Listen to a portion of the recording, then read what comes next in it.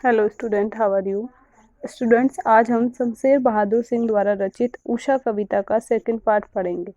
ठीक है, जैसे देखिए लिखा है, नील जल में या किसी की गौर झिलमिल देह जैसे हिल रही हो और जादू टूटता है, इस उषा का अब सूर्योदय हो रहा है। ठीक है, देखिए कल हमने इसका फर्स्ट पार्ट में जाना था कि कवि जो है यहाँ पर सूर्योदय का वर्णन कर रहा है। ठीक है, कवि ने यहाँ पर सूर्योदय का वर्णन किया है। सूर्योदय से पहले जो जो कुछ पल या कुछ क्षण होते हैं उसको कवि ने शब्द चित्र में यहाँ पर व्यक्त किया है। ठीक है, तो यहाँ पर जो कवि है सेकंड पैराग्राफ में कवि जो बताता है, क्या बताता है कि नील जल में या किसी की गौर झिलमिल देह जैसे हिल रही हो।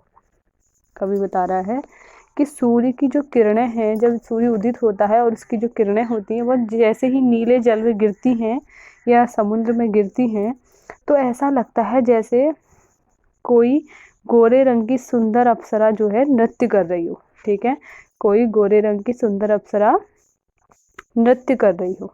ठीक है, और जादू टूटता है, इस उषा का अब सूर्योदय हो रहा है। आगे कवि क्या कहते हैं, इस तरह से जैसे ही सूर्य उदय होता है उसकी किरणें जब समुद्र पर गिरती हैं तो ऐसे ही जो सुबह का जादू होता है या जो उषा काल का जादू होता है वो धीरे धीरे कम होने लगता है। क्यों कम होने लगता है?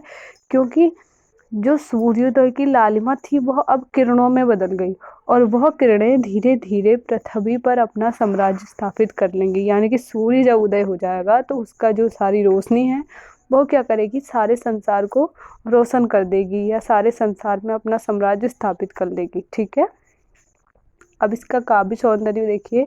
काव्य सौंदर्य में फर्स्ट पार्ट आपका भाव पक्ष आता है। तो भाव पक्ष में कवि यहाँ पर क्या कहता है, कवि ने यहाँ पर जो सुबह का वातावरण है या सूर्योदय का जो समय है उसका वर्णन किया है और क्या बताया है कि वह बहुत ही अत्यंत मनोरम और देखने योग्य है। ठीक है, अतः हमें भी क्या करना चाहिए, प्रातः उठकर या प्रातः जल्दी उठकर इस सौंदर्य के दर्शन करने चाहिए या इस सुंदरता को देखना चाहिए। ठीक है, अब इसका कला पक्ष देखिए।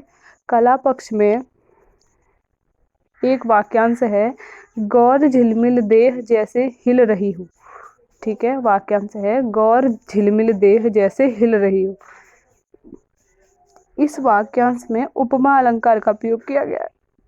इस वाक्यांश में उपमा अलंकार का प्रयोग किया गया है। ठीक है, उसके बाद सेकंड आपका भाव कला पक्ष आएगा कि प्रातः जल्दी उठकर प्रकृति सौंदर्य के दर्शन करने के लिए कवि क्या कर रहा है, हमें प्रेरित कर रहा है। ठीक है, कवि हमें प्रातः जल्दी उठकर प्राकृतिक सौंदर्य के दर्शन करने के लिए प्रेरित कर रहा है या दर्शन करने की प्रेरणा दे रहा है। ठीक है, उसके बाद लास्ट है कि यहाँ पर जो यह पैराग्राफ कवि ने दिया है या जो ये पार्ट काव्यांश दिया है कवि ने, उस काव्यांश में भाषा जो है उस भाषा में बिंबों का सुंदर और भावपूर्ण प्रयोग किया गया है। ठीक है, उस भाषा में बिंबों का सुंदर और भावपूर्ण प्रयोग किया गया है।